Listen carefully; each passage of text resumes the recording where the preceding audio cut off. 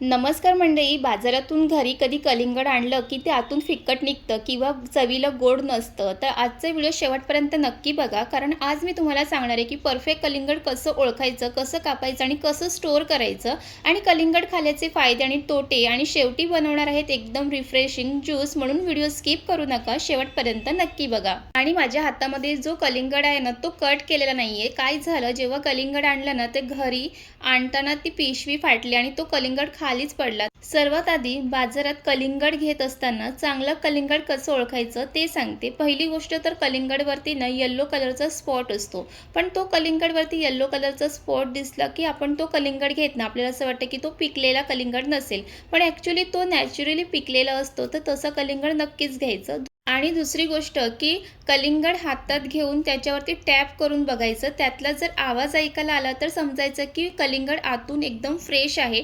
आणि तिसरी गोष्ट की कलिंगड दिसायला लहान असलं तरी पण त्याचं जर वजन जास्त वाटत असेल तर तो कलिंगड आतून ज्युसी आहे. म्हणून कधीही बाजारातून कलिंगड घेत असाल ना, तर हे छोटे छोटे ट्रिक वापरले ना, तर तुम्ही कधीही कलिंगड घेताना फसू शकणार नाहीयेत. तर चला आता कलिंगड कट करून बघूया. आणि हा कलिंगड खाली पडला तर आधीच थोडंसं कट झालं होतं, म्हणून मला काही जास्त कट करायला मेहनत करावी लागली नाही. आणि तुम्ही ते पाहू शकता की कलिंगड मस्त लालसर आहे. आणि कधीही कलिंगड कट करताना थोडंसं मनामध्ये भीती असते, कारण कलिंगड आतून लालसर निघेल की फिकट निघणार. पण तुम्ही जर बाजारात घेताना छोटे ट्रिक जर लक्षात ठेवले ना, तर कलिंगड घरी आणल्यानंतर असं लालसर कलिंगडच तुम्हाला बघायला मिळेल. आणि घरी कलिंगड कट करताना ना थोडंसं सावकाश कलिंगड कट करायचं, कारण हात वगैरे कट करू शकतात. आणि त्यानंतर इथे कलिंगडचे 2 तुकडे झालेले आहे. आणि त्यानंतर सर्वात मोठी एक मेहनत असते की या कलिंगडमधले जे बिया असतात ना, ते काढायचे. थोडंसं त्याला वेळ जातो, पण कलिंगड खायला आवडत असेल तर तितकी मेहनत तर करायलाच पाहिजे. आणि कलिंगडमधले बिया जर काढून घेतले ना सर्वात आधी, तर मग खाताना ते इझिली पडतं. म्हणून ना हे काम सर्वात आधी करायचं. नाही तर कधी कधी आपण काय करतो की जेव्हा कलिंगड खायला घेतो की तेव्हा मग आपण बिया काढत बसतो, आणि मग ते बिया काढण्यात वेळ जातो, आणि मग तिथपर्यंत आपली कलिंगड खायची पण इच्छा निघून जाते. म्हणून सर्वात आधी तर हे काम असतं की कलिंगडमधले जे बिया आहेत ना, ते काढून घ्यायचे. आणि त्यानंतर इथे कलिंगडमधले बिया आहेत ना, इथे मी सुरीच्या सहाय्याने त्यातले बिया काढून घेते. आता तुम्हाला ज्या पद्धतीने बिया काढणं सोपं वाटत असेल, तुम्ही त्या पद्धतीने काढून घेऊ शकतात. पण मला ना कधी पण ना कलिंगडमधले बिया आहेत ना, हे असं सुरीने काढणं खूप इझी वाटतं. इथे तुम्ही पाहू शकतात. आणि उन्हाळ्याला सुरुवात झाली ना की बाजारात इतके कलिंगड मिळतात ना, जिथे पाहाल तिथे तुम्हाला फक्त कलिंगडच दिसतं. आणि उन्हाळ्यामध्ये ना खरंच कलिंगडचं न खाल्लंच पाहिजे. कलिंगडचं तुम्ही ज्यूस करून खाऊ शकतात, किंवा मग असंच पीसेसमध्ये कट करून सुद्धा खाऊ शकतात, किंवा मग कलिंगडचं सॅलड बनवून सुद्धा खाऊ शकतात. पण कशाही पद्धतीने खा, पण उन्हाळ्यामध्ये नक्कीच कलिंगड खा. आणि मला वाटते ना की घरी कलिंगड आणलं ना की त्याला तसंच ठेवलं की कोणीच ते कलिंगड खायला बघत नाही. पण आपण त्याला असं कट करून त्यातले बिया काढून जर व्यवस्थित ठेवलं आणि सगळ्यांना खायला दिलं ना, तर ती सगळे आवडीने खातात. कारण ना घरातली मंडळी ना त्यातले बिया काढून खायला कंटाळा करतात. म्हणून तुम्ही अशाही पद्धतीने कलिंगड आणा, कट करा, त्यातली बिया काढा आणि आपल्या घरातल्या मंडळींना द्या. आणि स्पेशली मुलं खात नसतील ना, तर त्यांना वेगवेगळ्या पद्धतीने ज्यूस बनवून द्या, किंवा मग त्यांना असं सॅलड बनवून द्या, किंवा मग तुम्ही त्याचं आईस्क्रीमसुद्धा बनवून देऊ शकतात कलिंगडपासनं. आणि कलिंगड कट करत असताना त्यातली जी काही सालं आहेत ती सुद्धा खूप उपयुक्त आहे. तुम्ही त्याच्यापासून ट्रुटी फ्रुटीसुद्धा बनवू शकतात. जर तुम्हाला बनवायचं असेल तर ते सुद्धा बनवू शकतात. बरेच जण कलिंगडची सालं फेकत नाही, तर ट्रुटी फ्रुटीसुद्धा त्यातून बनवतात. आणि इथे सर्व कलिंगड हे छान असं कट करून घेतलेलं आहे. आणि इथे मी कलिंगड खाऊन बघते की कलिंगड गोड आहे की नाही. आणि कलिंगड अगदी गोड आहे आणि खूप छान लागत आहे, मस्त असं लालसर आहे. आणि इथे हे कलिंगडची सालं आहेत, ह्याची मी आता ट्रुटी फ्रुटीसुद्धा बनवणार आहे. आणि तुम्हाला त्याची रेसिपी हवी असेल तर नक्कीच मला कमेंट करून सांगा. नक्कीच तुमच्यासोबत शेअर करेल. आणि इथे फायनली आपलं हे पूर्ण कलिंगड आहे ते कट करून बिया काढून झालेले आहे. आणि सर्वात आधी महत्त्वाचं की हे कलिंगड स्टोअर कसं करायचं. आपण काय करतं की कलिंगडचे 2 तुकडे करून तसंच फ्रीजमध्ये ठेवून देतो, पण तसं ठेवायचं नाही, कारण मग ते कलिंगड आहे ते ड्राय पडतं आणि त्यातली जी काही चव आहे ना ती चेंज होते. मग ते गोडसारखं लागत नाही आहे. म्हणून कधीही जर कलिंगड कट केलं ना, का असे घरामध्ये डब्बे असतात त्यात कलिंगड ठेवायचं, कारण डब्यामध्ये असं कलिंगड ठेवलं ना, की कलिंगड छान राहतं. 3-4 दिवस तरी खूप छान राहतं आणि त्याची जी काही चव आहे ना, ती बदलत नाही. आणि मी नेहमी असं कलिंगड घरी आणलं, की कट करून बिया काढून अशाच पद्धतीने डब्यामध्ये ठेवते आणि जेव्हा पाहिजे तेव्हा आपण फ्रीजमधून काढायचं आणि थंडगार मग कलिंगड खाऊन घ्यायचं. आणि अजून एक महत्त्वाचं सांगते, की बाजारातून कधीही कलिंगड आणलं आणि जर ते गोड नसेल तर काय करायचं, की डब्यामध्ये असं कलिंगड टाकत असताना ना, वरून असं थोडंसं साखर टाकायची. साखर छान अशी विरघळली जाते आणि मग कलिंगडला छान असं गोडवा येतो. तर हे सुद्धा तुम्ही करू शकतात. आणि इथे अशा पद्धतीने हे कलिंगडचे डब्बे भरून घ्यायचे आहे.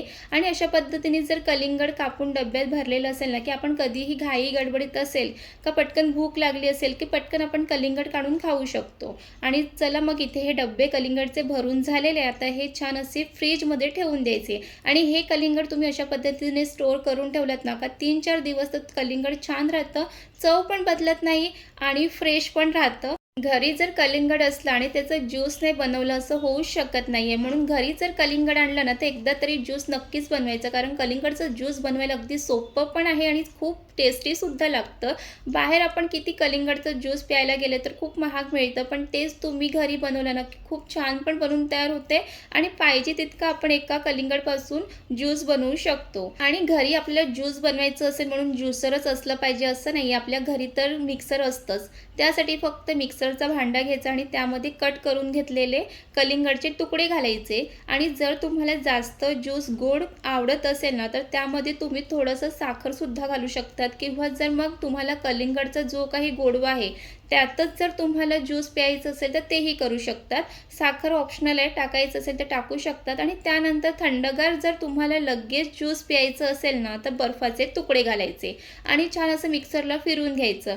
जर तुम्हाला कलिंगडचं ज्यूस थोड्या वेळाने प्यायचं असेल तर तुम्ही ना त्यामध्ये बर्फाचे तुकडे नाही घातले ना तरीही चालेल. तुम्ही फक्त ज्यूस करून फ्रीजमध्ये ठेवून द्या. एक 15-20 मिनिटांमध्ये छान थंड होतं. जर लगेच प्यायचं असेल तर मग बर्फ घाला. आणि ह्यामध्ये पाणी अजिबात घालायचं नाही आहे, कारण कलिंगडमध्ये त्याचं पाणी असतं. आणि इथे मिक्सरला छान फिरून झालेलं आहे आणि अगदी ना 2 मिनिटामध्ये हे कलिंगडचं ज्यूस बनवून तयार होते. जास्त काही मेहनतसुद्धा करायची नसते. आणि इथे तुम्ही पाहू शकतात, की जसं बाहेर मिळतं ना कलिंगडचं ज्यूस त्याच्यापेक्षा पण घरी छान बनवून तयार होते. आणि मी जास्त करून ना बाहेरचं ज्यूस प्यायला टाळते, कारण घरी जर इतकं छान बनवून तयार होत असेल आणि बाहेर तर ज्यूस किती महाग मिळतं, त्याच पैशामध्ये तर आपण घरी कितीतरी ग्लास ना घरी इझिली ज्यूस बनवू शकतो. आणि त्यानंतर मग इथे ज्यूस आहे ते मस्त ग्लासमध्ये काढून घ्यायचं. आणि ती पाहू शकतात, की मस्त लालसर असा हा ज्यूस बनून तयार झालेला आहे. उन्हाळ्यात कलिंगड ज्यूस पिणं खूप फायदेशीर असतं, कारण त्यामध्ये पाण्याचं प्रमाण खूप जास्त असल्यामुळे तो शरीराला हायड्रेट ठेवतो आणि त्यापासूनच उष्णतेपासून बचाव करतो. आणि त्यामुळे शरीराला थंडावा मिळतो आणि थकवा पण कमी येतो आणि स्किन पण फ्रेश आणि ग्लोविंग दिसते. कलिंगड ज्यूस हलकं असल्यामुळे डायजेशन पण चांगलं राहतं आणि वेट लॉसमध्येही मदत करतं, कारण त्यात कॅलरीज खूप कमी असतं. ज्याप्रमाणे एखाद्या गोष्टीचे फायदे असतात ना, त्याचप्रमाणे त्याचे तोटेसुद्धा असतात. तर कलिंगड ज्यूस जास्त पिल्याने काय होतं ना, ते तुम्हाला सांगते. कलिंगड ज्यूस जास्त कधीही पिलं नाही पाहिजे. जर तुम्ही जास्त प्रमाणात कलिंगड ज्यूस पिलं ना, तर ब्लड शुगर वाढू शकतं. विशेषतः ज्यांना डायबिटीज आहे ना, त्यांनी जास्त काळजी घ्यायची आहे. तसेच जर तुम्ही जास्त प्रमाणात जर कलिंगड ज्यूस पीत असाल ना, तर पोट बिघडणं किंवा ब्लोटिंग किंवा लूज मोशनसुद्धा होऊ शकतं. आणि ना कधीही रात्री उशिरा कलिंगड ज्यूस प्यायचं तर टाळायचंच आहे, कारण डायजेशन कसं स्लो असतं. आणि त्यामुळे कलिंगड ज्यूस नेहमी फ्रेश आणि मर्यादित पिणं हेच खूप चांगलं ऑप्शन आहे. चला मग इथे तुम्हाला कलिंगड ज्यूस पिऊन सांगते, की कलिंगड ज्यूस कसं झालंय. जसं अगदी बाहेर मिळतं ना त्याच पद्धतीचं घरी बनवून तयार होते. आणि या कलिंगड ज्यूसमध्ये तुम्ही ना थोडंसं चाट मसालासुद्धा वरून टाकू शकता, जर तुम्हाला आवडत असेल तर. मी ह्यामध्ये काही घातलेलं नाही आहे. तर हा ज्यूस खरंच खूप छान बनवून तयार होतं आणि ज्यूस पिण्याचे पण खूप फायदे आहेत. फक्त प्रमाणामध्ये प्या. आणि तुम्हाला आजच्या व्हिडिओमध्ये कलिंगडबद्दल सांगितली जी काही माहिती आवडली असेल तर नक्कीच आपल्या व्हिडिओला लाईक करा, कमेंट करा आणि शेअर करा. आणि अशा छान छान रेसिपीसाठी, ब्लॉगसाठी, अशा छान माहितीसाठी आपल्या चॅनलला नक्कीच सबस्क्राईब करून घ्या. आणि व्हिडिओ आवडला असेल तर नक्कीच शेअर करा. आणि पुन्हा भेटू एका छान रेसिपी ब्लॉगसोबत. तिथपर्यंत बाय बाय.